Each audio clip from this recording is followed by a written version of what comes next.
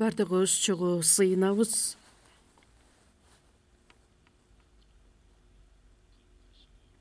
Ырайымдуу ыйык, ырайымга толгон биздин Кудайда.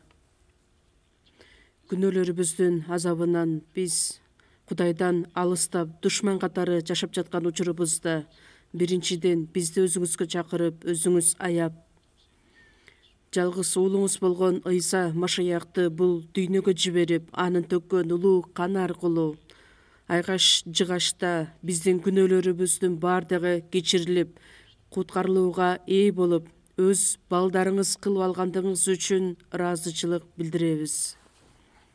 Ушул саатта Ыйса Машаяктын улуу каны аркылуу куткарылууга ээ болгон бардык бир туугандар сиздин алдыңызга келип, улуу баарлашууга чакыргандыгыңыз үчүн да ыраазычылык билдиребиз. Ар бир айтылган сөз биздин жүрөктөрүбүздүн түпкүрүндө ыйык рухтун жетеги менен орун алып, ар бир айтылган сөз аркылуу биз керектелүүчү насааттарды, ашкерелөө сөздөрүн жана туура жашаганга жол, багыт көрсөтүп бергендигиңиз үчүн дагы ыраазычылык билдиребиз. Биздин жашообуз ар дайым чындык менен байланыш болушу үчүн жана ошондой эле көптөгөн жемиштерди алып келишибиз үчүн, сизге жага турган жашоо менен жашашыбыз үчүн ар дайым бизге жардам бериңиз. Сиздин айтылган сөздөрүңүз дайыма жүрөктөрүбүзгө соорунуу жана кубаныч алып келишине жардам бериңиз. Биздин арабызда кимде ким ооруп жаткан болсо, ким кыйынчылыктарды баштарынан өткөрүп жаткан болсо, кандайдыр бир сыноолорго чалдыккан болсо, ар бир адамды өзүңүз жакшы билгендиктен керектелүүчү сөз, күч, кубатка толтуруп берүүңүздү суранабыз. Биздин арабызда бир дагы адам алсырабастан бир гана сиздин сөзүңүзгө таянып, чындык сөзү менен жашашына жардам бериңиз. Азыркы учурда Гонконг жыйынында, Африка мамлекетинде жакшы кабарды аткарып жаткан, сөздөрүн таркатып жаткан биздин пасторлар Ли Иван пасторго, Хон Жон Хён пасторго дагы өз сөзүңүздү берип, алардын айткан сөздөрү аркылуу жыйындар бекемделип, эч бир кыйынчылыктары жок жакшы кабар сөзү көптөгөн адамдарга жеткирилишине жардам бериңиз. Артка кайтып келе турган жолдорун да Кудай өзүңүз баталап, ушул саатта биз менен чогуу болуп, дүйнөнүн ар бир бурчунда кыйынчылыктарга карабастан ишеним жолунда жашап жаткан ар бир тууганга Кудай өзүңүз жардам берип, чарчабастан, чаалыкпастан, кайраттуулукка ээ болуп, сөз менен жашашына жардам бериңиз. Бизди куткарып алган Ыйса Машаяктын ысымынан сыйындык. Аминь. Даңтө группасын чогуугалы.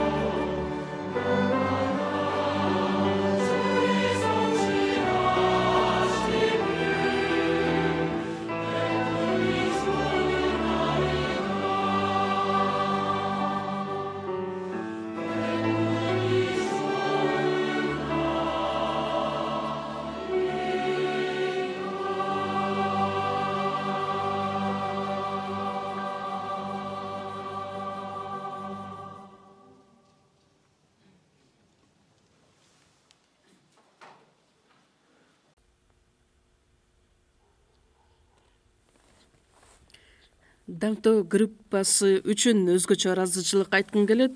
Келиңиздер чогуу ыйык жазууну ачабыз. Аян китеби 19-бөлүм.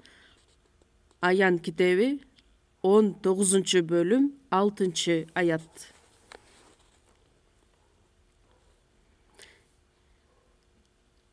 Эң акыркы китеп Аян китеби 19-бөлүм 6-дан 9-га чейин шашпай окуйлу. Анан мен топ элдикиндей, суулардын шаркыраганындай жана күндүн катуу күркүрөгөнүндөй болгон үндү уктум. Ал үн мындай деп жатты: Кудайды даңктагыла, анткени баардыгын кармап туруучу Кудай Теңир падышачылык бийликти колуна алды. Сүйүнөлү, кубаналы жана аны даңктайлы, анткени козунун никелешүү убагы келди. Анын колуктуусу өзүн даярдады. Ага таза жана жаркыраган зыгыр буласынан кийим кийүүгө укук берилди. Анткени зыгыр кийим ыйыктардын адилдиги. Анан периште мага: жаз, козунун нике тоюна чакырылгандар бактылуу деди. Анан ал мага мындай деди: бул сөздөр Кудайдын чындык сөздөрү. Ушуга чейин окуйбуз. Биздин жетектөөчү пасторубуз Ли Иван пастор азыркы учурда Гонконг жыйынында, эртең Кореяга кайтып келет. Ошондуктан эсиңиздерге салып, чогуу сыйынып берсеңиздер жакшы болот. 2024-жыл саны боюнча дагы өтө аз убакыт калды. Кудай өз убагында бизге айларды, жылдарды, күндөрдү уруксат берген эле. Өзгөчө жыл деген нерсе бул бизге жаңы бир кандайдыр бир иштерди баштоого мүмкүнчүлүк берилип жаткандыгын айтсак болот.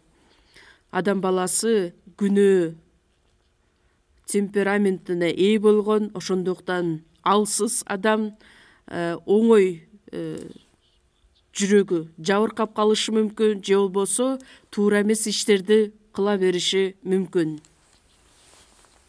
Ошондуктан адам өзү кетирген катачылыгын кечке улантып кыла бербестен, кандайдыр бир шарт аркылуу сөзсүз түрдө аларды оңдоого, алардан ажыроого аракет кылышы керек.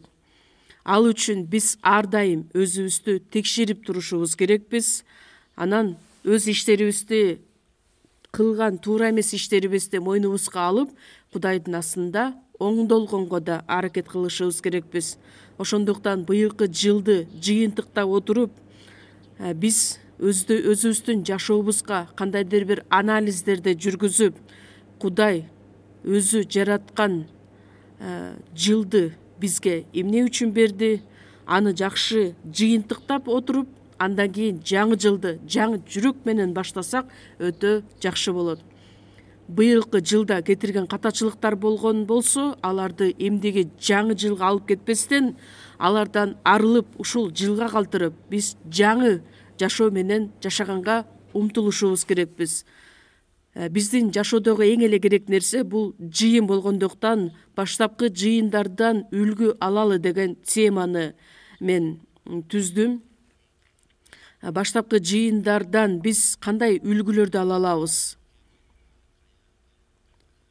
Баштапкы жыйындар аркылуу биз бара турган багытты биринчиден таанып билишибиз керекпиз. Андан кийин биринчи жыйындардан ала турган дагы бир үлгү алардын бекем ишеним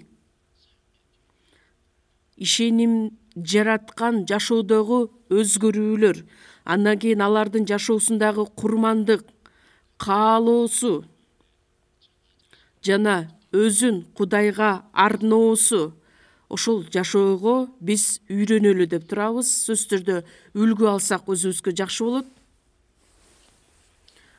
Андан сырткары баштапкы жыйындарды изилдеп отуруп, ар бир адам жеке өзүнүн жашоосун изилдеп, аны оңдогонго, мүмкүнчүлүктөр пайда болот деп мен ишенем. Байыркы келишим башталыш китеп 34-35 аят бөлүмдөрдү карасак, Жакып жөнүндө айтылат. Жакып Ыбрайымдын небереси, ал Шекем жеринде жашап жаткан учурда өтө чоң кыйынчылык иштери башталат да, андан кийин Кудай Жакыпка кайрылып эмне деп айтат: ордуңан тур да эми Бейтелге жөнө. Анткени Бейтел деген жер эң эле биринчи жолу Жакып Кудай менен жолуккан жер эле. Анан өзүнүн үй бүлөсү менен баардыгын алып, кудайларыңарды таштап, баардык нерселериңерден тазаланып, кийимиңерди алмаштырып, андан кийин Бейтелге жөнөйлү деп өз элдерине кайрылат.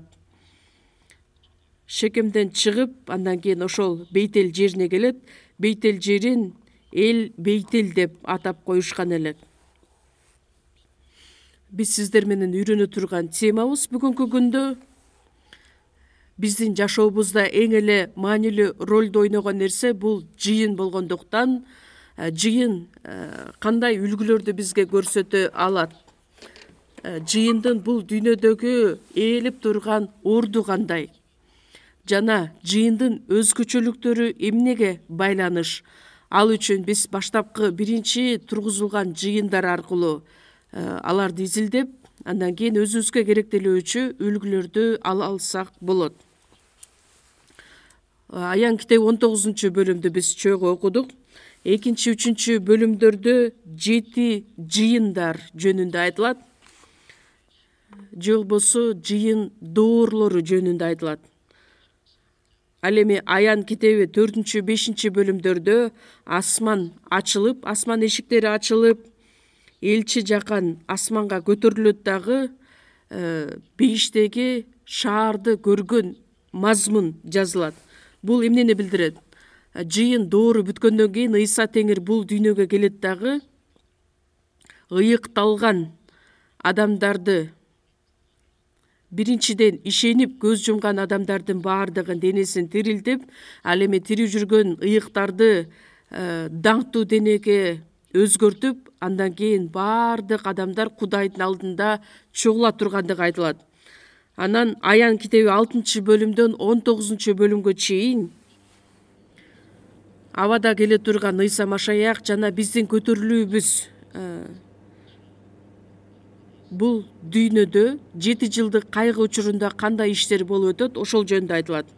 Өзгөчө Аян китеби 19-бөлүмдө айтылган мазмун 7 жылдык кайгынын эң акырында айтылып жаткан сөздөр айтылат. 6-аятты карасак: анан мен топ элдикиндей, суулардын шаркыраганындай жана күндүн катуу күркүрөгөнүндөй болгон үндү уктум. Ал үн мындай деп жатты: Кудайды даңктагыла, анткени баардыгын кармап туруучу Кудай Теңир падышачылык бийликти колуна алды. Бул ыйык шаарда ыйыктар даңктуу ырын ырдашат. Даңктуу ырынын негизги маңызы эмне? Баардыгын кармап туруучу Кудай Теңир падышачылык кылгандыктан аны даңктагыла. 7 жылдык кайгынын аягында Ыйса Теңир бул дүйнөгө, жерге келет дагы, бул дүйнөнү соттойт. Андан кийин бул дүйнөнү кайрадан жаңы жер, жаңы асман кылып жаратат, эйден багындай. Кудайдын курмандык козусу болгон Ыйса падышачылык кылат. Падыша катары бийлик кыла тургандыгы айтылат. Биз сүйүнөлү, кубаналы, аны даңктайлы, анткени козунун никелешүү убагы келди. Ыйса падышачылык кылган учурда, падыша боло турган болсо, падышанын колуктусу болуш керек да.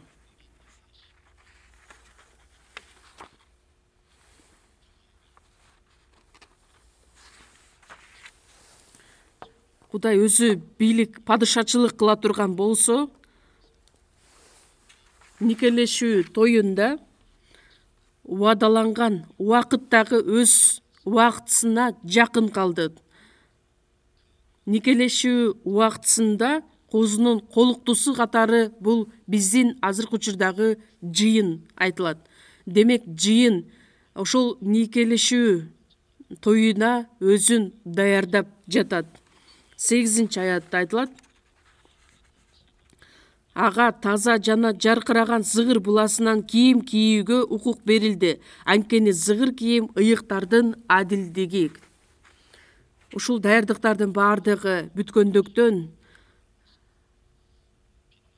Кудайдын козусу болгон Ыйсанын алдында жыйын өзүн даярдап жаткан учуру периште элчи Павылга айтат: сен жаз, козунун нике тоюна чакырылгандар бактылуу дейт.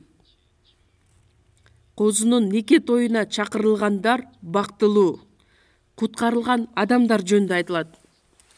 Куткарылууга ээ болгон адам ошол нике тоюна катышкан адам өтө чоң батага ээ болгон адам. Ошондуктан мага дагы мындай сөздөр айтылды. Бул сөздөр Кудайдын чындык сөздөрү. Буга чейин айтылды эле, козунун нике тоюна чакырылган адамдар бактылуу. Бул Кудайдын айткан чындык сөздөрү. Демек Кудай алдабастан, жалган сүйлөбөстөн бул дагы аткарыла турган иш. Бул сөздөрдү окуп жаткан себеп бар. Кудай бул дүйнөнү эмне себептен жаратты эле? Асман менен жерди жараткан, үстөмдүк кылып келет, башкарып келет. Анын негизги себеби эмне менен байланыш? Машаяктын колуктусун даярдаш үчүн. Ошол дүйнөнү жаратканынын негизги себеби болуп саналат. Матай 22-бөлүм 2-аятта асман падышачылыгын бул нерсеге салыштырса болот. Бир падыша өзүнүн уулунун үйлөнүү тоюн өткөрмөк болот. Ошол жерде айтылган падышаны бул Кудай деп айтсак болот. Ал эми анын уулу бул курмандык козу болгон Ыйса Машаяк. Кудай бул дүйнөдө өзүнүн колуктусун даярдаш үчүн азыр дагы иштерин аткарып жатат. Жакан 3-бөлүм 29-аятта элчи Жакан айткан: колуктусу бар адам күйөө. Колукту деп бул куткарылган адамды айтабыз, күйөөсү деп Ыйса Машаякты айтабыз. Ошуя китеби 2-бөлүм 19-20-аятта да айтылат: мен сени менен түбөлүккө никелешем. Мен сени менен чындык жана адилеттиктин, ырайым жана боорукердиктин негизинде никелешем. Анткени мен аркылуу өзүңдүн теңириңди таанып билесиң. Бул жерде айтылган сөз биринчиден байыркы келишимдеги айтылган Израиль эли, алардын ичинен 12 урууга, 12 уруунун ичинен ишенген адамдарга айтылган. Ал эми бүгүнкү күндө биздин доордо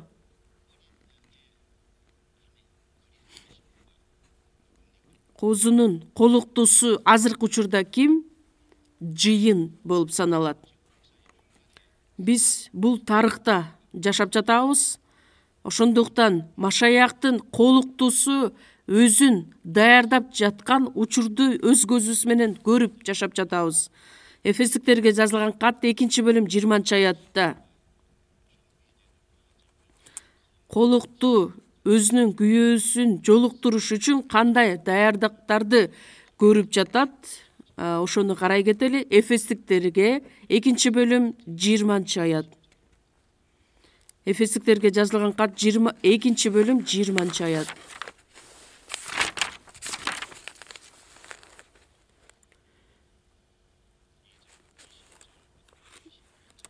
Жыйырманчыдан 22-ге чейин чок окуйбуз. Силер элчилер менен пайгамбарлардын пайдубалынын үстүнө курулгандарсыңар. Ал эми бурчка коюлуучу негизги таш Ыйса Машаяк өзү. Ошол таштын үстүнө кыналып курулуп жаткан бүт имарат Теңирдин ыйык ибадатканасы болуу үчүн бийиктеп келе жатат. Кудайдын турак жайы болуу үчүн силер да рух аркылуу ошол таштын үстүнө курулуп жатасыңар. Силер деп куткарылган эфестиктерге айтылган элчи Павлдын каты. Элчилер менен пайгамбарлардын пайдыбалынын үстүнө курулгандарсыңар. Элчилер жана пайгамбарлардын пайдыбалынын үстүнө курулган бул Ыйса Машаяк өзү. Жыйындын негизги коюлуучу ташы бул Ыйса Машаяк, же болбосо жакшы кабар. Жакшы кабардын үстүндө, жакшы кабар аркылуу ар бир куткарылган адам баштапкы жыйын учурунан баштап азыркы күнгө чейин ар бир доордо ар түрлүү жыйындар болгон. Ошол жыйындардын баардыгы бири-бирине түз байланыш болуп, Кудайдын ибадатканасын тургузуп келе жатат. Биз ошол тарыхтын так ортосунда жашап жаткандыктан Кудайдын Машаяктын колуктусу катары өзүбүздү даярдап жатабыз. 21 аятты карасак, ошол таштын үстүнө кыналып курулуп жаткан бүт имарат. 22 аятта да Кудайдын турак жайы болуу үчүн силер да рух аркылуу ошол таштын үстүнө курулуп жатасыңар. Учур чакта айтылып жатат. Азыр дагы да уланып жаткан процесс. Ал эми Аян китебинин эң акырына жете турган болсок, бул дүйнө тарыхынын аягы көрүнөт. Колуктуусу өзүн толук даярдап, анда нике тою башталат. Аян китеби 19 бөлүм көтөлү. Аян китеби 19 бөлүм 6-7 аяттарда айтылган.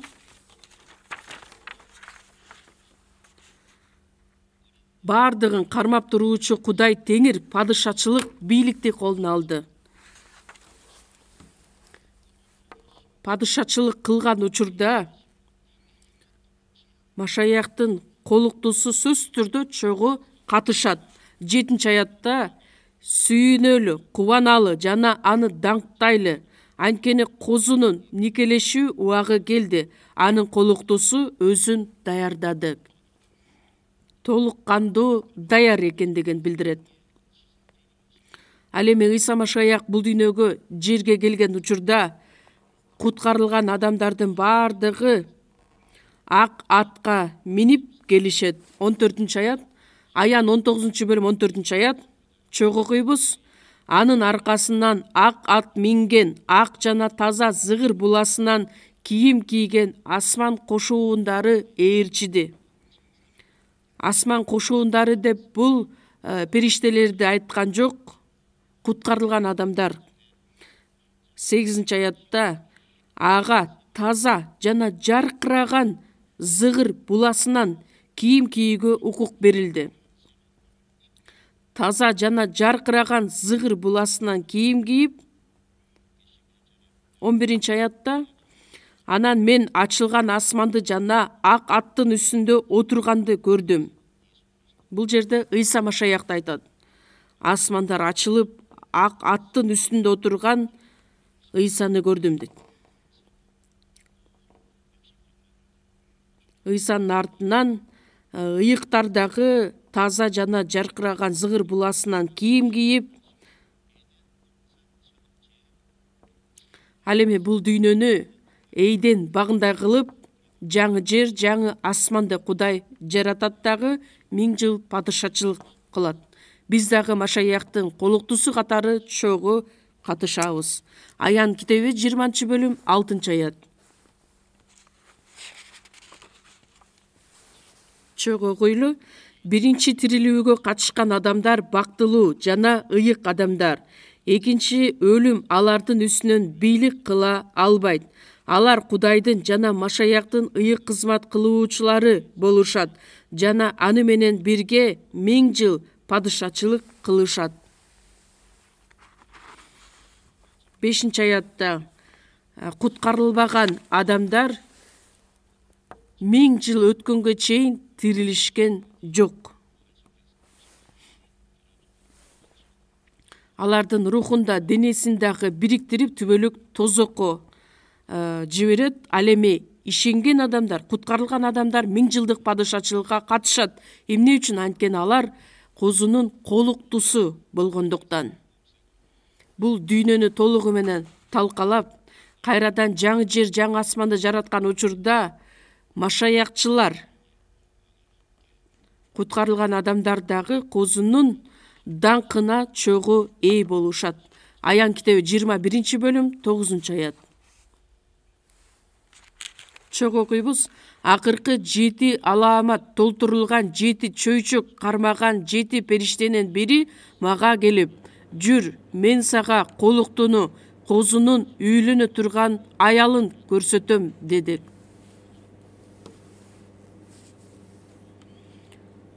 Аян китеби 16 бөлүмдү карасак, Кудай 7 периштеге кайрылып айтат. Ошол 7 периштенин бирөөсү келип, элчи жаканга айтат, жүр, мен сага колуктуну, козунун үйлөнө турган аялын көрсөтөм. Шунчалык сүйүнүчкө, кубанычка толуп турган учурунда айткан сөз. Колуктусу баардык нерсеге даяр болгондуктан, дүйнө тарыхынын эң алдында Машаяктын колуктусу өзүн даярдаган учурда, Машаяктын байыркы келишимдеги Израиль элинин 12 уруусу, андан кийин куткарылган, жаңы келишимдеги куткарылган адамдардын баардыгы биригип, байыркы жаңы келишимдеги куткарылган адамдардын баардыгы ошол нике тоюна катыша алышат. 9 аятта козунун үйлөнө турган аялын көрсөтөм. 10 аяттан баштап 22 бөлүм 5 аятка чейин ошол мазмундагы сөздөр айтылат. Асман падышачылыкта колуктуу боло турган, жашай турган шаарды көрсөтөт. Түндүктөн, түштүктөн 12 дарбаза болот. 12 аятта анын чоң жана бийик дубалы 12 дарбазасы бар эле. Дарбазалардын үстүндө 12 периште, дарбазалардын бетинде Израиль уулдарынын 12 уруусунун аттары жазылыптыр.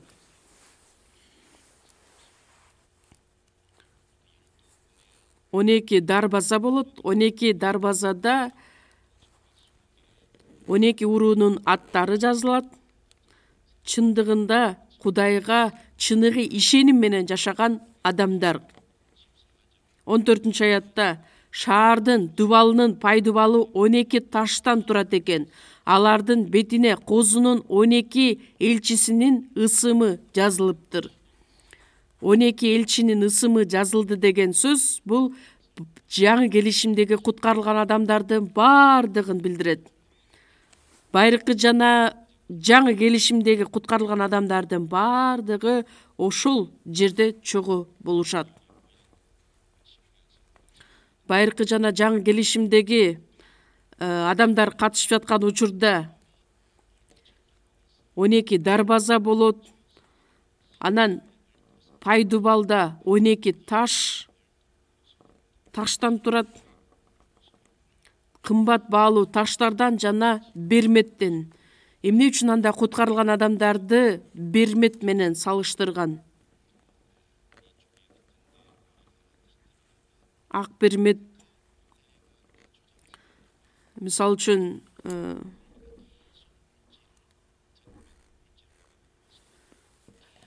ракушканын ичине кирген ошол бермет акырындык менен өзгөрүп отурулуп, жашнакай ак берметке айланат, өзгөрүлөт. Байыркы келишимдеги куткарылган адамдар дагы көптөгөн кыйынчылыктарды баштарынан өткөрүү менен Кудай аларды жашоосун көрүп ак берметке окшоштурган. куткарылган адамдарды дагы кымбат баалуу таштар деп эсептейт. Артыңыздарды, астыңыздарды карасаңыздар, ак берметтерди көрүп атасыздарбы? Кудайдын көз карашы боюнча бардыгыбыз ак берметтей, кымбат баалуу таштардай көрүнөбүз. Ар бирибиз жеке өзүбүз бул дүйнөдө төрөлгөнүбүздүн негизги максаты эмнеде? Биз эмне үчүн жаралдык? Ыйса Машаякты таанып билип, анын аткарган жакшы кабар сөзүн кабыл алган учурда биз никелешүү тоюна катыша алабыз. Дүйнө тарыхынын башталышынан аягына чейин Кудай өзүнүн никелешүү тоюна колуктусун даярдап жатканы болот. Анан бул дүйнөдө жашап жатып биз дагы эмнени каалайт элек, эмнеге умтулуп жашайт элек? Мен куткарылууга ээ болуп, Машаяктын колуктусу болуп, жыйынга мүчө болуп жашап жаткан болсом, анда мен бул дүйнөдө жаралганымдын негизги максаты ишке ашырылды деп айтсак болот. Биз сиздер менен ошол чындык жөнүндө терең изилдеп ойлонуп көрүшүбүз керекпиз. Ар бирибизди Кудай кымбат баалуу таш жана ак бермет катары көрөт. Дүйнөнүн тарыхынын эң акырында Машаяктын колусу өзүн даярдаган учурда Машаяк менен бирге падышачылык кылат дагы түбөлүк бейишке чогуу барат. Биз ошол чындык менен өзүбүздү өзүбүз сооротуп жашай алабыз. Ал бул дүйнөдөгү жыйындын ээлеген ордун билдирет. Эфестиктерге жазылган кат 1-бөлүм 20-аят. Эфестиктерге жазылган кат 1-бөлүм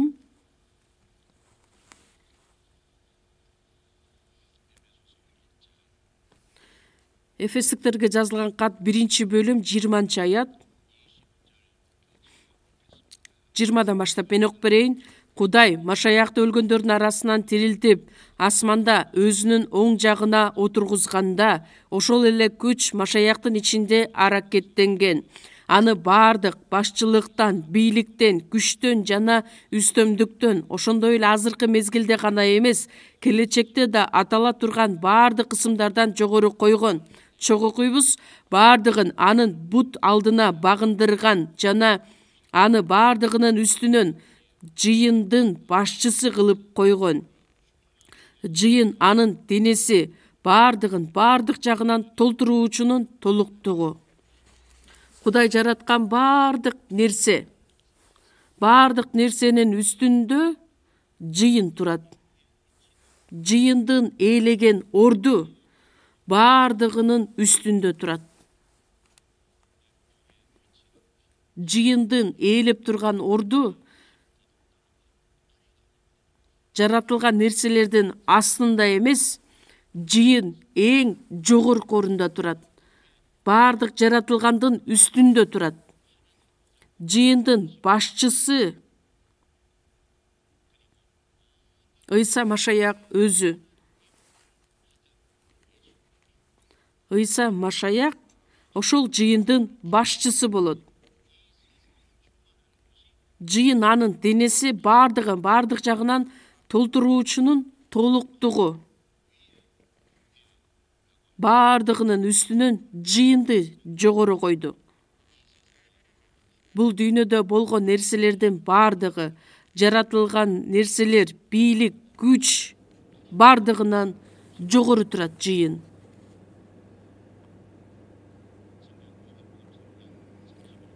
Жакан китеби 3-бөлүм 31-аятта жогорудан келген баарынан жогору болот. Бул дүйнөдөн келген, бул дүйнөгө таандык болот. Асмандан келген баарынан жогору. 2 жолу эле ушул аятта кайталат. Бардыгынын үстүнөн жогору турган. Биз адамдар адам атанын урпактары болуп төрөлгөндүктөн, бирок Ыйса Машаяк аркылуу куткарылууга ээ болгонубуздун себеби аркылуу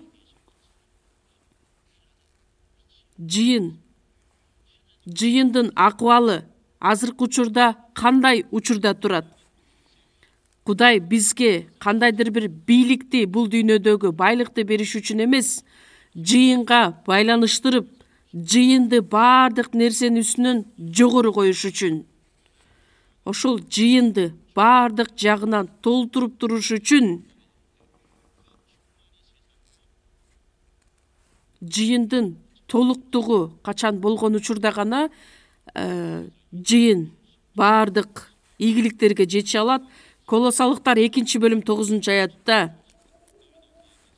анын ичинде силер да толуктукка ээ болосуңар. Ал баардык башчылыктын жана бийликтин башчысы. Силер да анын ичинде болуп, Ыйса Машаяктын ичинде болуубуз менен толуктукка ээ боло алабыз. Толуктукка ээ болгон биз бул дүйнөдө күчкө ээ болуп жашай алабыз. Эгерде жыйын ошол толуктукка ээ болбосо, анда эч кандай күч аракетти жумшап жашай албайт. Куткарылган адамдар баардык нерсенин үстүндө жогору турган жыйынга байланышыбыз бар экендигин эч качан унутпашыбыз керекпиз. Кээ бир учурда биз бул дүйнөгө байланыш болгондой кыймыл аракет кылабыз, жашайбыз. Бирок эң негизги маанилүү нерсе бул дүйнөдөн Кудай бизди айырмалап, өзүнө чакырып алып, баардык нерсенин үстүндө жогору турган жыйынга бизди мүчө кылып даярдады. Ошол нерсени ар дайым эсибизге тутуп алышыбыз керекпиз.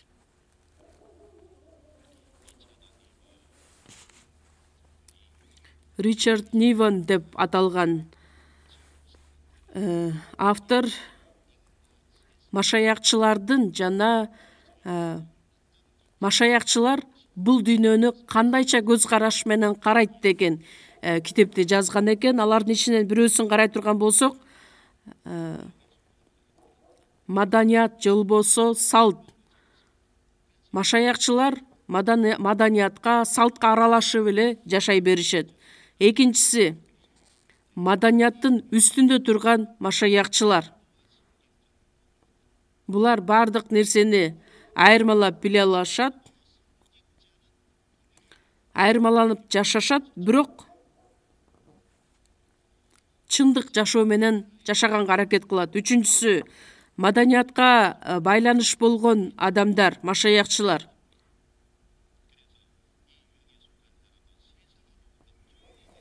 Бул дүйнөдөн өздөрүн карманып, өздөрүн ыйыктап жашаганга аракет кылган машаякчылар.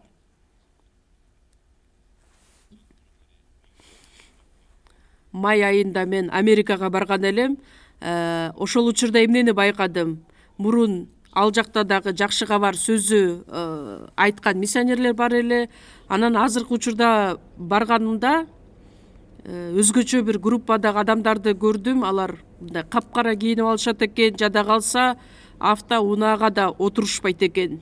Анткени алар бул дүйнөдөн өздөрүн бөлүп, бул дүйнөдөн сырткары жашайбыз деп айтышат экен. Ал туура нерсе болобу? Төртүнчүсү болсо, машаякчылар маданият, салтты өздөрү каалашынча бурмалап коюп, анан өзүбүзгө ылайыкташтырып жашашыбыз керек деген окутуу. Бешинчиси болсо, тарыхка байланыш, маданият жана салт. Машаякчылар бул дүйнөдө жашап жатат, бирок айырмаланып жашашы керек. Элчи Павыл дагы ар дайым ушул жөнүндө айтып келген эле. Балыктар деңизде жашашат, сууда, көлдө жашашат, бирок алардын эти туздуу эмес. Биз дагы бул дүйнөдө жашап жатабыз, бирок бул дүйнөдөн дайыма айырмаланып жашашыбыз керекпиз. Бул дүйнөдөн кандайдыр бир дистанцияны, аралыкты сактап жашашыбыз керекпиз. Мисалы үчүн ай күндөн жарыкты алат дагы жерге өзүнүн жарыгын чачыратат. Ал үчүн күн жердин айланасынан өз аралыгы менен айланып жатат. Ошондой сыяктуу эле руханий мааниде өлүк адамдар менен тирүү адамдар чогуу боло алышпайт. Демек, биз ыйык рухка толгон адамдар болгондуктан бул дүйнөнүн адамдарынан, дүйнөнүн маданиятынан, салтынан айырмаланып жашашыбыз керекпиз. Алар менен кошо аралашып албастан, бул дүйнөгө берилип кеткенибиз дагы ал туура эмес.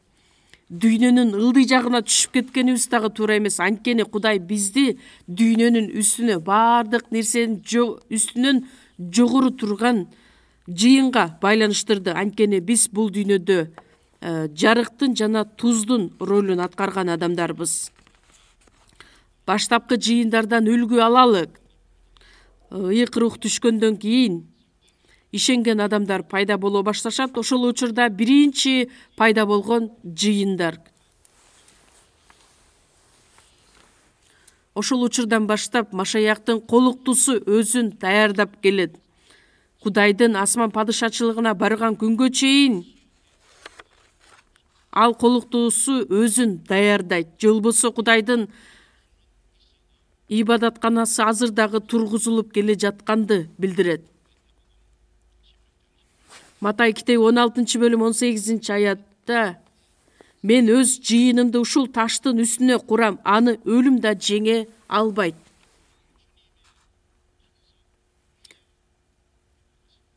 Кудай ошол жыйындын пайдубалы негизги ташы болгондуктан ошонун үстүнө жыйын тургузулат. Мейли Кудай ал жарыкты алып койгон күндө дагы жыйын эч качан жок болбойт. Ошондуктан ар бир шаарларда, ар бир жерлерде өз дооруна жараша жыйындар бар элек. Ошолордун ичинен эң эле үлгүлүү жыйын кайсыл жыйын деп айтсак болот? Бул баштапкы эң биринчи пайда болгон жыйындар. 50-күнү ыйык рух түшкөн учурдан баштап пайда болгон биринчи жыйындар. Анткени ошол ыйык рухка толгон элчилер биринчиден өздөрү сөз таркаткан, сөз айткан. Ошондуктан 1-Тессалоникалыктарга жазылган кат 2-бөлүмдө айтылат: Кудайдын Жүйүт аймагындагы Машаяк Ыйса жолундагы жыйындарына окшош болуп үлгү алгылат. Демек, биринчи пайда болгон баштапкы жыйындар көптөгөн жыйындарга өз үлгүсүн көрсөтө алган эле. Жыйында жөнөкөй адамдар болгон галилеялыктар, алар өзгөчө адамдар эмес эле, өзгөчө акылдуу адамдар эмес эле. Биз деле ошондойбуз го. Бир жыйынга барсаң, бул дүйнөгө атагы чыккан адамдардын баардыгы отурат. Ошондой болууга мүмкүнбү? Баштапкы жыйындардагы чогулган адамдарды карасак, баардыгы ар түрлүү адамдар болгон эле. 1-Корунтуктар 1-бөлүм 26-аятта бир туугандар, өзүңөрдү карагылачы, бирөөңөр акылдуусуңар, бирөөңөр күчтүүсүңөр. Бирок Кудай акылдууларды уятка калтырыш үчүн Кудай бул дүйнөнүн акылсыздарын тандап алды. Күчтүүлөрдү уятка калтырыш үчүн Кудай бул дүйнөнүн алсыздарын тандап алды. Бул дүйнөнүн барктууларын баркын түшүрүш үчүн Кудай бул дүйнөнүн тексиздерин, басынтылгандарын жана барксыздарын тандап алган. Акылдуулар да көп эмес, атактуулар дагы көп эмес. күчтүүлөр дагы көп эмес, бардык адамдарды Кудай бир жыйынга бириктирген. Кудай бул дүйнөдө кедей адамдар өзүнө чакырып, ишеним аркылуу байытууга чакырган. Алар аркылуу жакшы кабар сөзү көптөгөн адамдарга жеткен. 2000 жыл өтсө дагы биздин доорго чейин, биздин заманга чейин жакшы кабар сөзү жетти.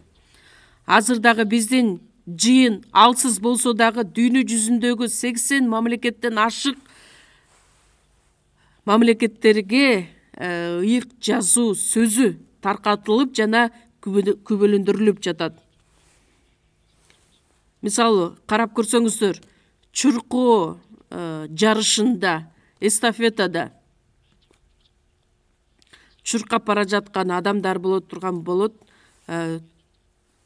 400 метр эстафетага чуркаган учурда алардын ичинен эң эле жакшы чуркаган адам эң алдыңкы жана эң акыркы ордунда турган адам.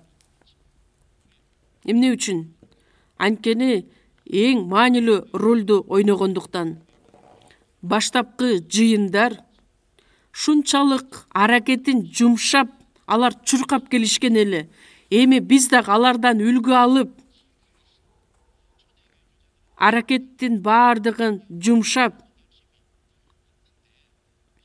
биз дагы алардын артынан ээрчип, чуркап, эгерде биз ордубузда туруп калсак, же болбосо артты көздөй кайта турган болсок, бул уятка кала турган нерсе. А балким мен азыр чуркабастан туруп турган учурумдур. Же болбосо артты көздөй кайтып бара жаткан учурумдур. Анда ошол чуркоодо эң акырында калган адам катары мен үчүн чоң ашкерелөө болуп калышы мүмкүн. Биринчи пайда болгон жыйындар аркылуу биз эки нерсеге үйрөнө алсак болот. Бекем ишеним жана өзгөрүүлөр. Баштапкы жыйындарда биринчиден бекем ишеними жана жашоодогу өзгөрүүлөрү бар болгондуктан алар таалыкпастан чуркай алышкан жана жакшы кабар үчүн өздөрүн арнап жашай алышкан. Бейишке барышыбыз мүмкүн деген эмес, бейишке биз сөзсүз түрдө барабыз деген. Алар дагы Кудайдын жараткан адамдар, алар деле алсыз адамдар, алар деле ката кетирип ала турган адамдар эле. Бирок алар кандайча асма падышачылыкка барабыз деген бекем ишеним менен жашап келишкен эле. Анткени Ыйса Машаяк кадалган айкаш жыгач аларга бекем ишенимди алып келген эле. Кудайдын жалгыз уулу Ыйса Машаяк өлдү. Өзүнүн канын төгүп бергендиктен баштапкы жыйындагы ишенген адамдар Машаяк аркылуу куткарылууга ээ болгондугуна толук кандуу ишенгендиктен алар шектенбестен айкаш жыгач аркылуу толук ишенимге ээ болушкан эле. Галатиялыктарга жазылган кат 3-бөлүм 13-аятта Ыйса Машаяк аркылуу бутпарастарга да берилиши үчүн жана биз ишеним аркылуу убадаланган рухту алышыбыз үчүн Машаяк каргышка калдык. Мыйзамдын каргышынан кун төлөп бизди куткарып алды. Анын негизи эмнеде? Жыгачка асылган ар бир адам каргышка калган деп жазылгандыктан.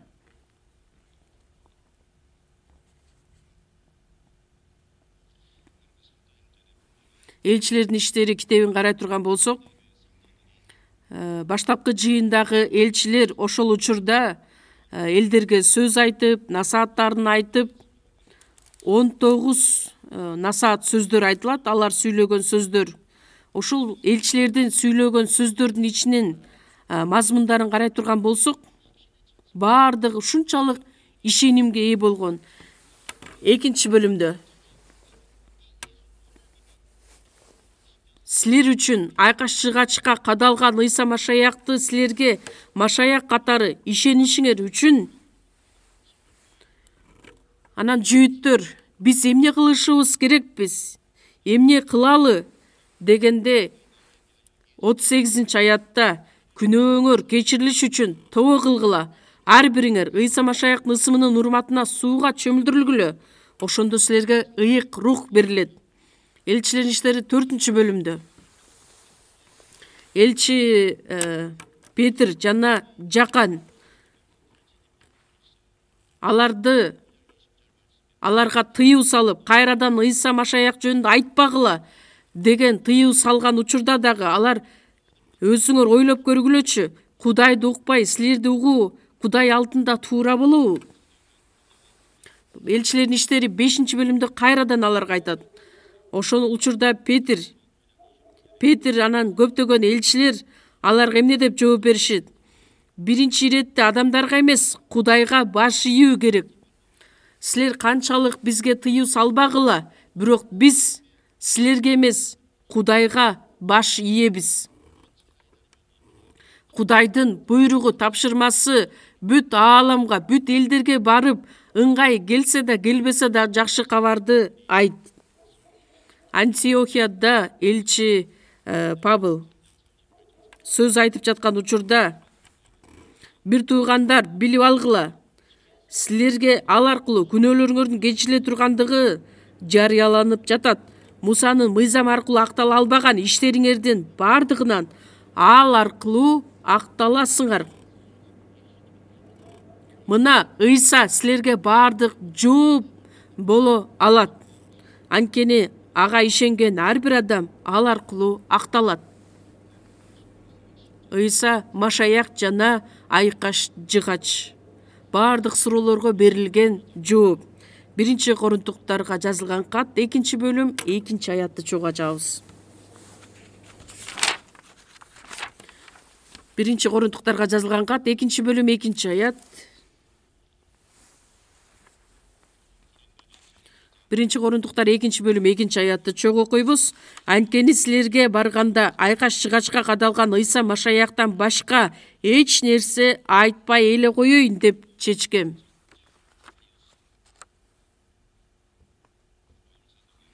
Элчи Павел Корунттагы бир туугандарга кайрылып жатып айтат.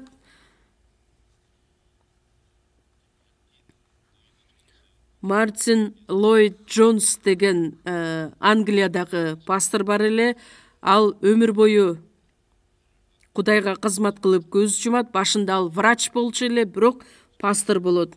Ошол Мартин Ллойд Джонс өзү өлгөн учурда көрүстөнгө эстеликке ушул аятты жазып койгула деп суранган.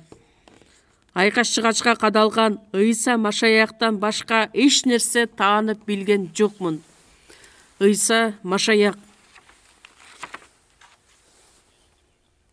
Мен Ыйса Машаякты таанып билгенде, айкаш жыгачка ишенген учурда күнөөлөрүм кечирилип, Кудайдын баласы болдум. Андан артык чындыктын кереги жок, адашуунун да кереги жок. Баштапкы жыйындагы бир туугандар үчүн дагы ушул негизги жооп катары айтылган. Галатиядагы адамдар Ыйса Машаякка гана карманбастан, алар мыйзамды аткарышыбыз керек деп басым жасашкан. Мыйзамды аткарганда гана биз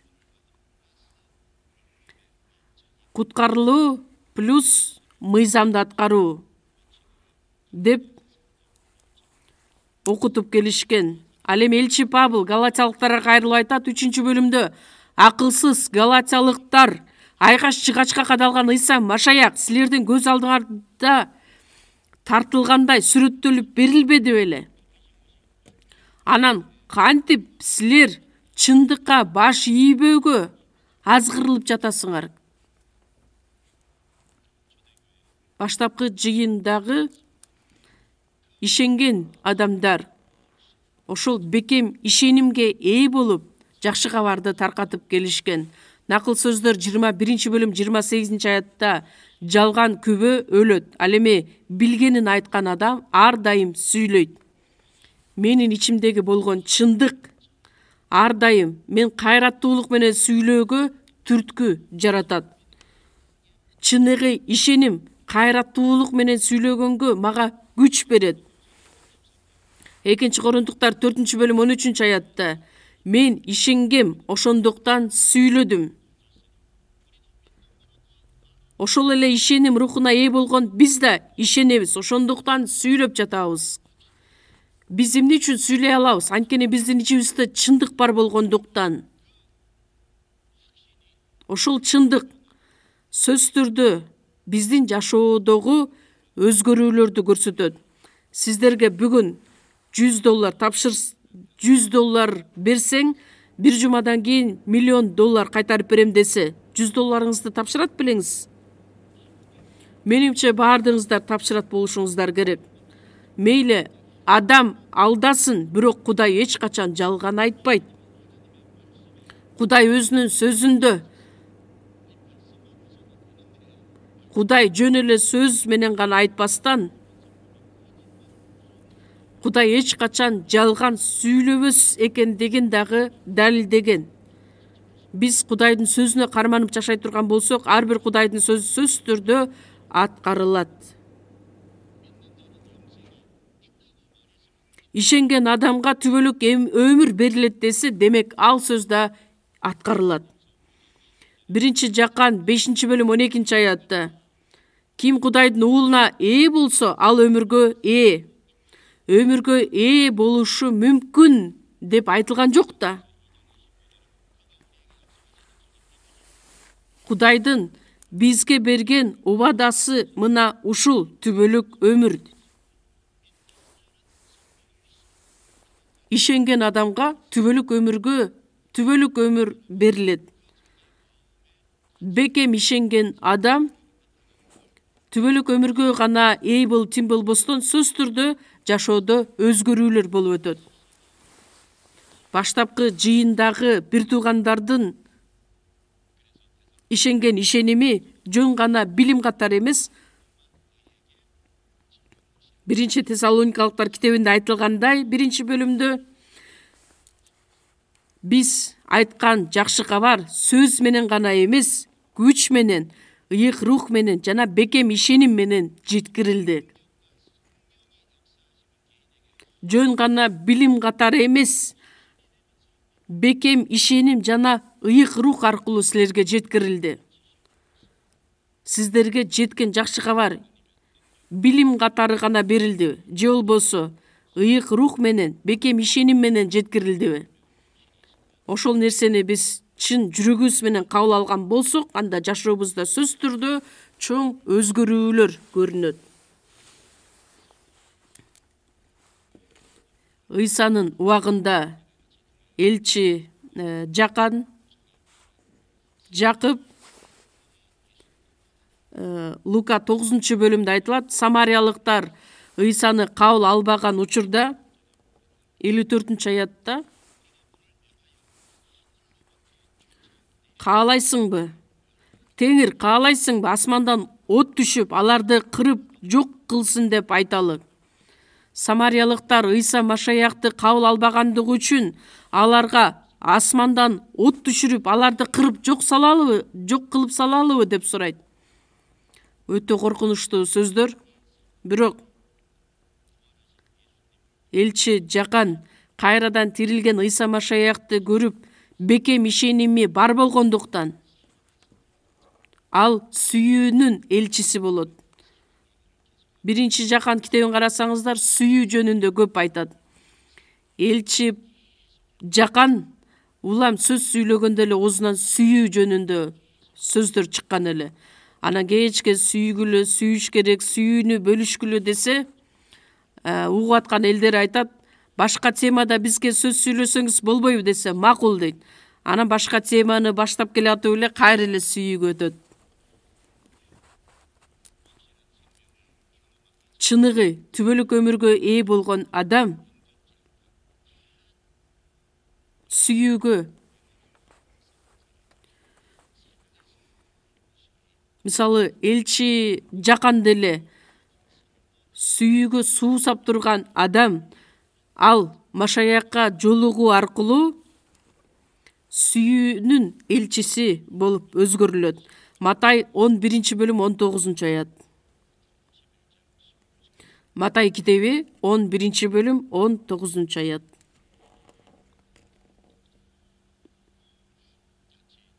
Чок окуйбуз.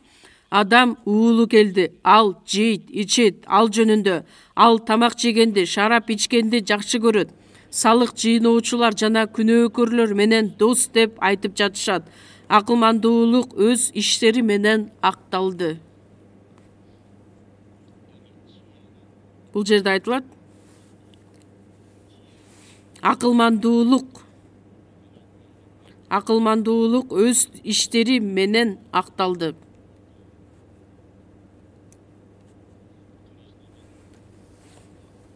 Ыйса Машаяк өзүнүн иштери аркылуу акталды. Сууга чөмүлдүрүүчү жакан келип, сууга чөмүлдүрүлгүлө деп айткан учурда дагы жүйүттөр эч качан кайгыга батышкан эмес. Ыйса Машаяк келген учурда дагы жүйүттөр кубанышкан жок.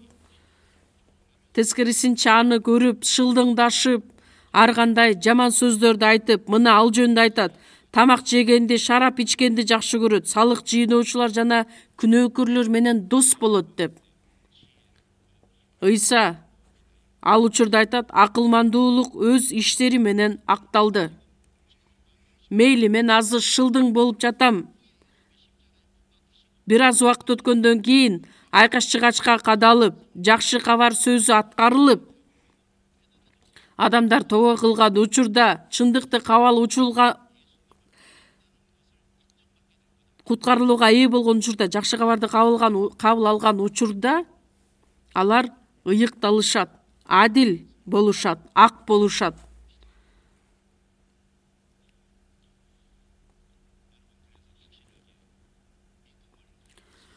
Ошондуктан бизде да бекем ишеним боло турган болсо, сөзсүз түрдө өзгөрүүлөр болот.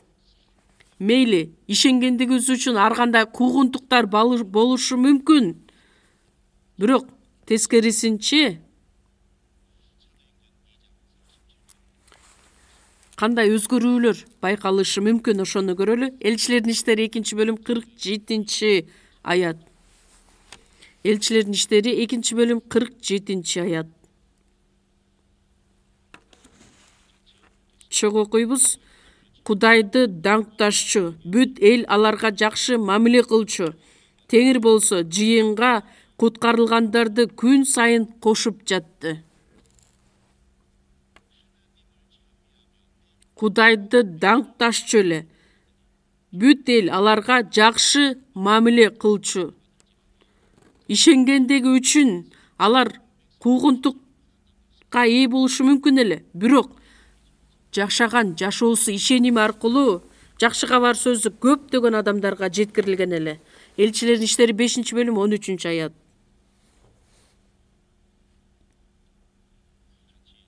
Чок окуйбуз.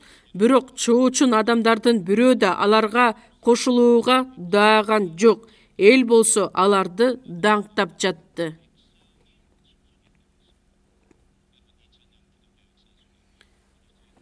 жылдык тарыхы бар жыйында ишенген адамдарга карата көптөгөн куугунтуктар, көптөгөн кыйынчылыктар бар болгон эле.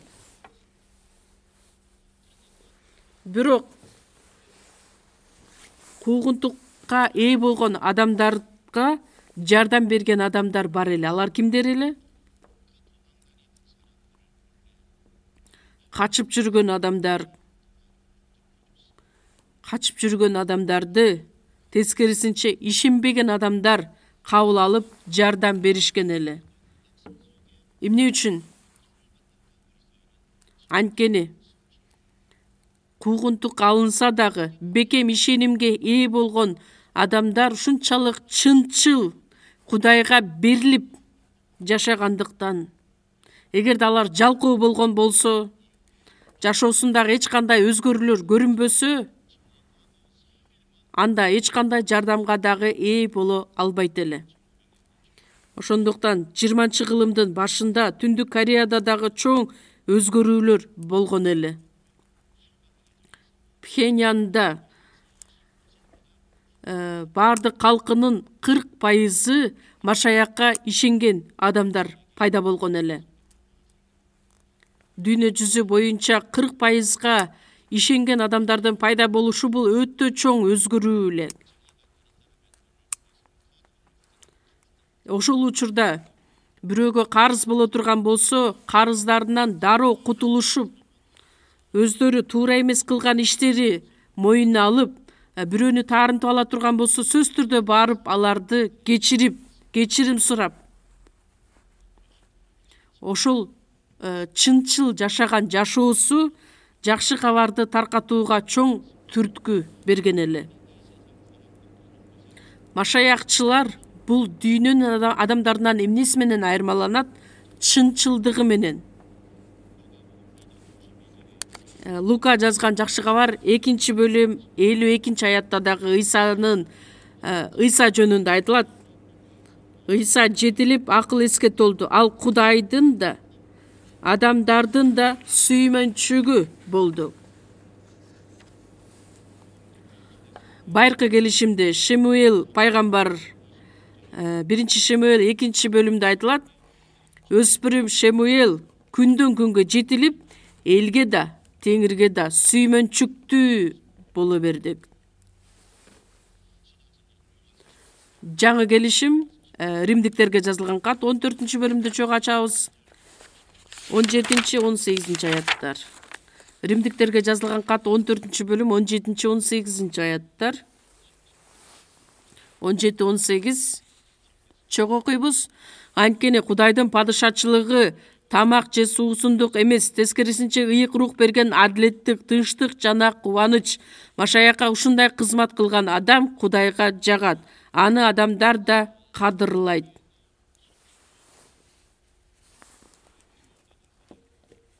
Куткарылган адамга бул дүйнөнүн адамдарында колунда жок болгон адилеттик, тынчтык жана кубаныч берилген. Дүйнөнүн адамдарында ыйык рух жок да. Куткарылган адамдын ичинде ыйык рух жашайт. Күнөөлөрүңөр кечирилгенде ыйык рухту белекке аласыңар. Эфестиктер 1-бөлүм 13-аятта жакшы кабарды угуп, Машаякка ишенгениңерде ал аркылуу убадаланган ыйык рух менен мөөрлөнгөнсүңөр. Жакан 7-бөлүм 39-аятта дагы Ыйса бул сөз аркылуу өзүнө ишенгендер ала турган ыйык рух жөнүндө айткан эле. Күнөөлөрү кечирилген адам, тозоктон кутулган адам, асман падышачылыгына үмүттөнүп жашаган адамдын жашоосунда сөз түрдө ыйык рух берген адилеттик, тынчтык жана кубаныч бар. Машаякка кызмат кылган адам Кудайга жагат. Ал биринчиден аны адамдар да кадырлаган болот. Матай 5-бөлүм 13-аятта Ыйса куткарылган адамдарга кайрылып айтылат: силер бул дүйнөнүн жарыгысыңар. Биз аркылуу дүйнө жарык көрө алат. 14-аятта силер жердин тузусуңар. Куткарылган адамдар бар жерде бардык жаман нерсе жоголот. Мисалы үчүн бир мамлекетте кылмыш көп болгон болсо, милициялардын санын көбөйтпөстөн жыйындардын санын көбөйтүш керек. Ошол эффективдүү болот. Милиция деген эч качан адамдын жүрөгүн моралдык жактан аны жакшы нерсеге үйрөтө албайт да, мейли ал жазалайт күнөөсү үчүн. Бирок жыйын аркылуу чыныгы машаяк үчүн жашаган машаякчылар аркылуу алардын өзгөрүүлөрү аркылуу көптөгөн адамдар үлгү ала алышат. Ушул жерден эгерде баштапкы жыйындагы бир туугандарга жөн гана бекем ишеним боло турган болсо, бирок жашоодогу өзгөрүүлөрү жок болсо, анда мен алардан үлгү алганга кыйынчылык жаралмак. Өзгөрүүсү жок, жөн гана бекем ишеним гана боло турган болсо,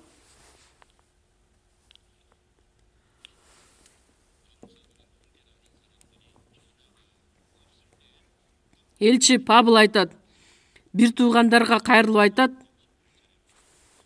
Филиппиликтер 3-бөлүм 18-аятта, мен силерге мурун да көп айтып келгем эле, азыр да көз жаш менен айтып жатам. Силерден суранаарым,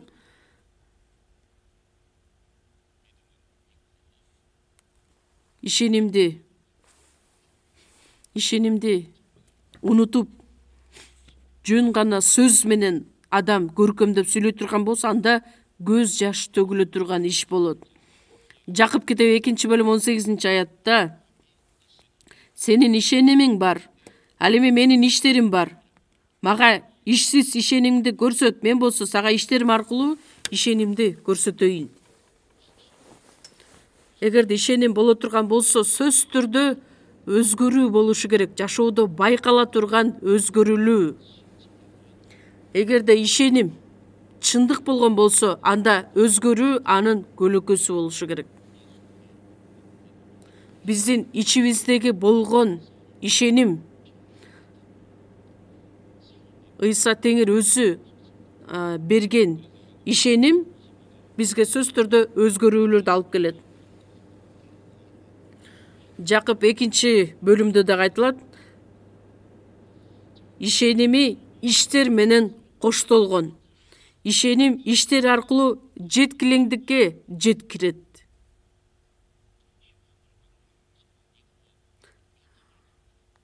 Бизден жасаган иштериңди көрсөт деп сураган жок. Ишенимиңди жана ишеним аркылуу пайда болгон өзгөрүүлөрдү көрсөттү. Баштапкы жыйындардын өзгөчөлүктөрү бекем ишеним жана өзгөрүүлөр. Бекем ишеним бар болгондуктан жакшы кабарды тайманбастан кайраттуулук менен күбөлөндүрүп келишкен. Мен кандай акыбалда турамын азыр? Баштапкы жыйындагы бир туугандардын ишеними менен салыштырып көргөндө, азыр менин ишенимим кандай? Өзүмдү да өзүм сынап көрүшүм керек. Эгерде менин жашоомдо өзгөрүүлөр жок болсо, анда бул жылды жыйынтыктап отуруп, сөзсүз түрдө жашообузду анализдеп, кандайдыр бир жетишсиз нерселер боло турган болсо, Кудайдын астына кайрылып, сыйынып, акылмандуулукка ээ болгонго аракет кылышыбыз керекпиз. Бир нече нерсени айта кете турган болсо, баштапкы жыйындардын эң негизги маңызы бул Ыйса Машаяк өзү эле. Элчилер иштери 3-бөлүмдө Петр менен жакан ибадаткананын астына келип жаткан учурда өмүр бою аксак кишини көрөт.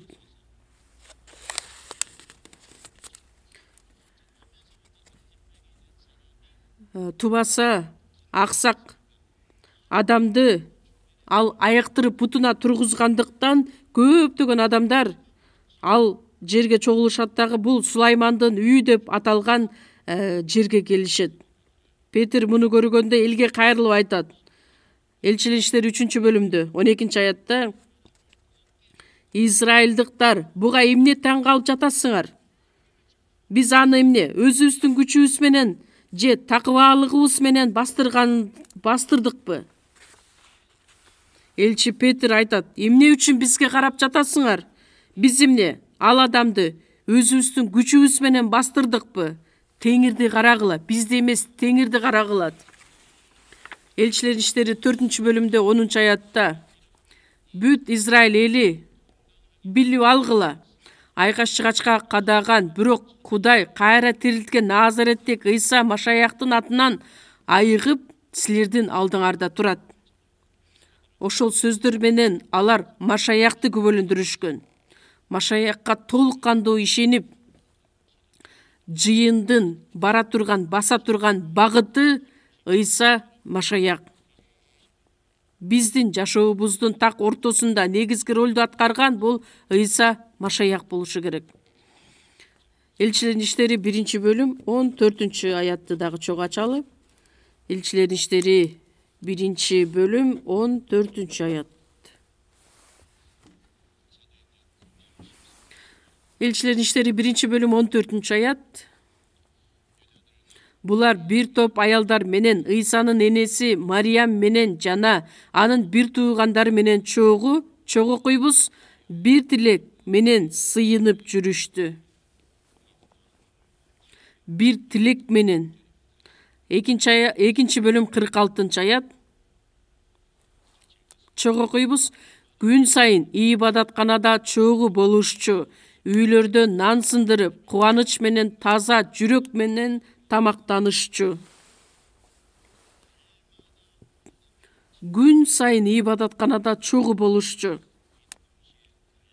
Жөн эле чогулбастан бир жүрөк менен, бир тилек менен биримдикте болушкан эле. 4-бөлүм 24-аят. Элчилердин иштери 4-бөлүм 24-аят.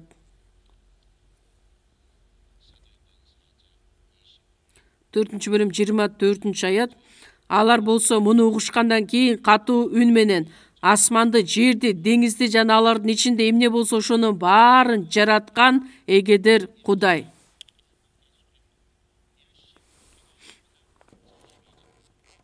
32-аятта чогуу куйбуз Ыйсага ишенгендердин көпчүлүгүнүн ой тилектери бир эле. Эч ким өзүнүн мүлкүн меники дечү эмес, алардын бардык нерсеси ортодо болчу. Ишенген адамдардын бардыгы бир ойдо, бир тилекте, бир жүрөктө. Баштапкы жыйындардагы бир туугандарда тилдери башка эле, улуттары башка эле, бирок аларга карабастан бардыгы бир болушкан эле. Куткарылган адамдар жүйүт болобу, элиндер болобу, же болбосо африкалыктар болобу, кореялыктар болобу, башкаруучу болобу, же болбосо жумушчу болобу, кул болобу, директор болобу же баш ийүүчү болобу, эркекпи, аялбы, байбы, кедейби, ал маанилүү эмес. Сулуубу же сулуу эмеспи, ал маанилүү эмес.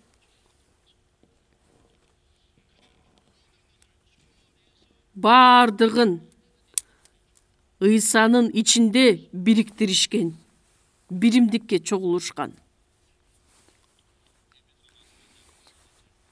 Эфестиктерге жазылган кат 4-бөлүм 4-аяттан баштап айтылат. Дене бирөө, рух бирөө, чакырып алынганыңарда бир үмүткө чакырылгансыңар.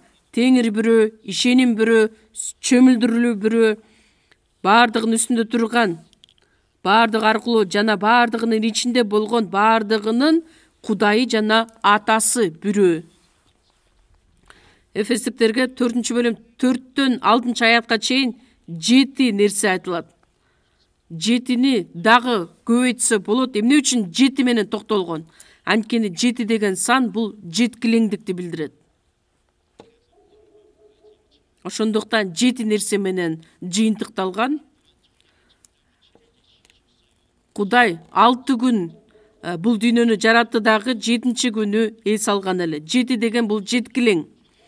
Теңир да бирөө, рух да бирөө, үмүт да бирөө, ишеним да бирөө, чөмүлдүрүү да бирөө, дене да бирөө, жыйын да бирөө. Куткарылууга ээ болгон адам биримдикке чакырылганынын негизги себеби бар. Ыйык жаз аркылуу Кудай бизге биримдикке чакырат. Анткени бардык нерсе бирөө болгондуктан эми куткарылган адамдардын бардыгын биримдикке чакырат. Биз ишенген ишенимибиз жана таанып билүүбүз бирдей болушу керек. Эфестиктер 4-бөлүм 11-аятта айтылат. Бардыгыбыздын ишенимибиз жана Кудай уулун таанып билүүбүз бирдей деңгээлге жеткенге чейин. Эгерде таанып билүүбүз жана ишенимибиз эки бөлөк болсо, анда эч качан биримдик орнобойт. Кудай уулун таанып билүүбүз бирдей деңгээлге жеткенге чейин ошол жыйын, ошол Машаяктын колуктусу. Эки бөлөк болсо, мисалы үчүн католиктер дагы бир эмес, алар дагы эки бөлүнүп кеткен, батышка жана чыгышка. Православие жыйыны дагы, православие ишеними дагы, алардын бөлүнүп кеткенинин эки себеби бар. Биринчиси, батыштагы жыйында скульптура тургузса болот, ага табынса болот деп.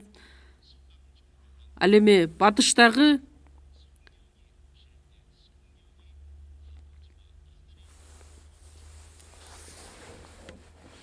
ыйык рух жөнүндө дагы эки нерсе аркылуу айырмаланып айтылат. Бирөөсү айтат, ыйык рух асмандан ата уул аркылуу келет деп. Бирөөсү айтат, ата аркылуу келет деп.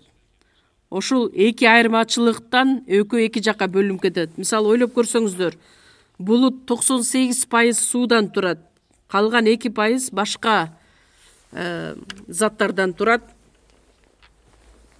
Ошондой эле дарбыз деле 98% суу, калган 2% башка нерселер. Кичинекей бир бөлүкчө болсо дагы айырмаланып жатат го. Ошондуктан таанып билүүсү жана ишеними эки бөлөк боло турган болсо, анда биримдик эч качан орнобойт. Жыйын Израиль эли Машаяк келиш үчүн Кудай аркылуу колдонулган эле. Эми баардык адамдарды, куткарылган адамдарды биримдикке чакырыш үчүн Кудай жыйынды колдонуп келет.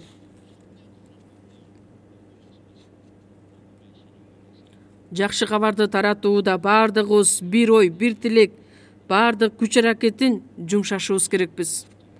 Римдиктер 15-бөлүм 7-аятта Кудай даңкталыш үчүн Машаяк силерди кабыл алгандай, силер да бири-бириңерди кабыл алгыла. Машаяк бизди биринчиден кабыл алды. Ошондуктан Машаяк бизди кандай кабыл алган болсо, эми биз бири-бирибизди кабыл алышыбыз керекпиз. Негизинде биз Машаяк менен душман болуп турган учурубузда кабыл алган эле, сүйүүсүн арнаган эле. Сүйүү аркылуу биз бир боло алабыз. Андан сырткары баштапкы жыйындагы бир туугандар сыйынууда дагы бир болушкан эле. Элчилердин иштери 1-бөлүм 14-аят. Элчилердин иштери 1-бөлүм 14-аят. Булар бир топ аялдар менен Ыйсанын энеси Мариям менен жана анын бир туугандары менен чогуу чогокуйбуз бир тилек менен сыйынып жүрүштү.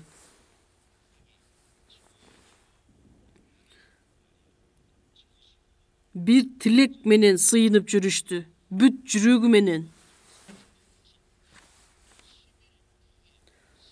Ыйса Машаяк асманга көтөрүлгөндөн кийин, 10 күн өткөндөн кийин ыйык рух түшкөн эле.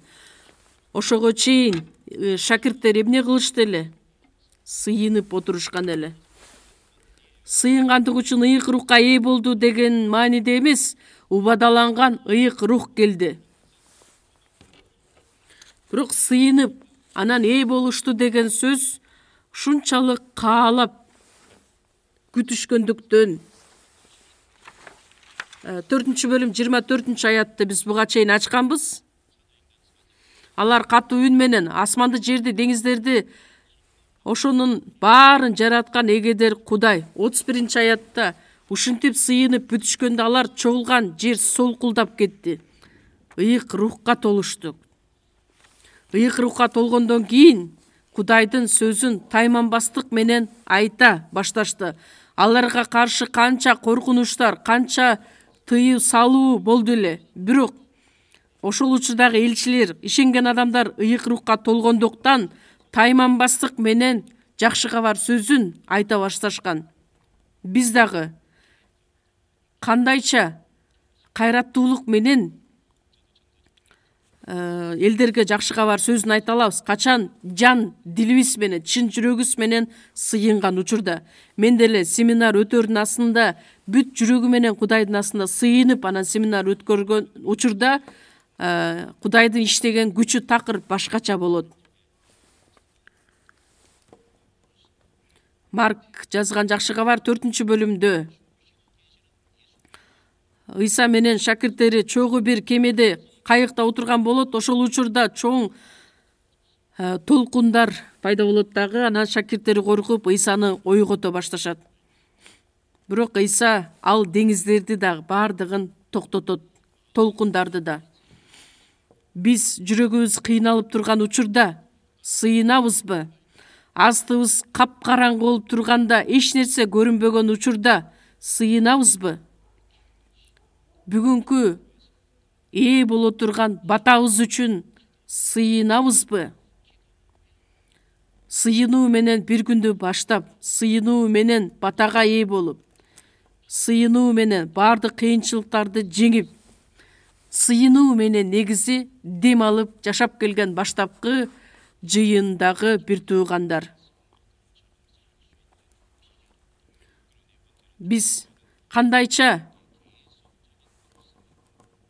элчилер аркылуу баштапкы жыйындагы бир туугандар үзгүлтүксүз Кудайдын сүйүүсүнө жана сөзүнө ээ болуп, жүрөктөрүн камсыз кылып жашап келишкен эле. Баштапкы жыйындагы бир туугандар күн сайын сөз үйрөнгөндүктөн алар күчкө толуп жашашкан. Эмне үчүн алар Кудайдын жыйынын даңктап, барктап жашашкан эле? Анткени алардын ичинде Кудайдын сөзү толуп тургандыктан.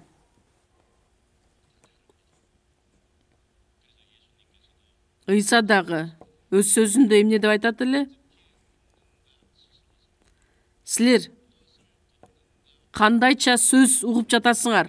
Эмне деген сөз угуп жатасыңар? Ошону текшергиле. Кимде кулак бар болсо, ал сөз түрдө сөз уксун. Сөз айтылган учурда бардык эле адамдар бирдей деңгээлде сөздү кабыл ала беришпейт. Качан адам өзүнүн жүрөгүн ылдыйлатып, момундук менен Кудайдын сөзүн үйрөнгөн учурда көп нерсеге ээ боло алат. Качан адамдын жүрөгү текеберленип кеткенде ал эч качан сөз кабыл албайт. Ал эми качан ал момун болгон учурда, жөнөкөй болгон учурда, жада калса кумурскадан дагы көп нерсеге үйрөнө алат. Эгерде биздин жүрөгүбүз момундук жок боло турган болсо, анда биз сөз түрдө ал үчүн дагы сыйынып көрүшүбүз керекпиз. Анан биз үчүн сөз айтып жаткан адамдарды барктап алсак, анда бизге дагы чоң аламаттар келип калышы мүмкүн. 2 Падышалар китебинде Элиша Кудайдын сөзүн айтып жаткан эле, бирок көптөгөн адамдар, кичинекей балдар аны кашкабаш кет деп шылдыңдашты эле. Анан бир аз убакыт өткөндөн кийин эле токойдон 2 ургаачы аюучуга келет дагы алардын ичиндеги 42 баланы жарып салат. Ошондуктан биз дагы сүйлөгөн сөзүбүздү абайлашыбыз керекпиз. Баштапкы жыйындагы бир туугандар элчилердин дайыма насааттарын угуп, сөзүн кабыл алгандыктан алардын жүрөктөрүндө жөнөкөйлүк жана момундук пайда болуп, алардын бардыгы жакшы кабарды таркатууга күч пайда кылган.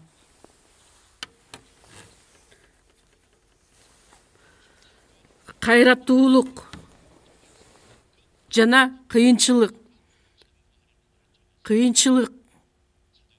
карабастан кайраттуулук менен биз жакшы кабарды таркатышыбыз керекпиз. элчилерге ишенген адамдарга кайрадан Машаяк жөнүндө айта турган болсоңор, силерди өлтүрүп салабыз же болбосо таш бараңга алабыз деген сөздөрдөн дагы коркпостон, артка кайтпастан, ибадатканада болобу, башка жерлерде болобу, үйлөрдө чогулушабы ар дайым сөздү айтып келишкен эле. Анткени жакшы кабарга болгон умтулуу коркунучтан дагы артка кетпейт. Баштапкы жыйындагы бир туугандар ар дайым чогулушууга аракеттенген эле. Өздөрү ээ болгон материалдык байлыгы, мүлкү бардыгын ортого коюп биримдикке алып келишкен. Анткени алардын умтулуусу, каалоосу бул дүйнөнүн байлыгы, мүлкү эмес, анын бардык Кудай тарабынан берилген байлык экендигин туура билишкендиктен. Мисалы, балык уулоочу адам кандайча адам уулай турган балык уулоочу болуп калат. Ой, кечиресиздер, жөнөкөй балык уулаган адам кандайча адам кармай турган адам болуп өзгөрүлөт. Анткени Ыйса Машаякка толук ишенгендиктен азыркы учурда биздин мамлекетте 200дөн ашык жыйын, анан ошол жыйындын бардыгы биригип дүйнө жүзүндөгү мамлекеттерге жакшы кабар таркатып жатканынын себеби эмнеде? Бириндик бар болгондуктан, эч качан өзүмдүкү меники деп эсептебестен, жыйындар үчүн, Кудай үчүн арнай алгандыктан.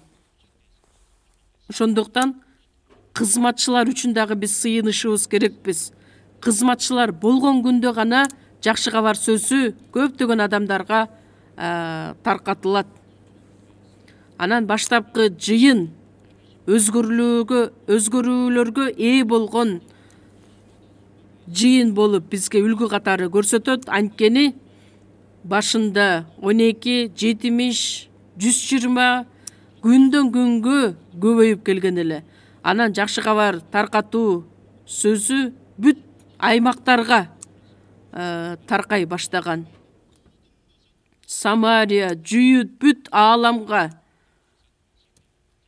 Ошондуктан жыйын канчалык өскөн сайын ошончолук көп өзгөрүүлөрдү байкасак болот.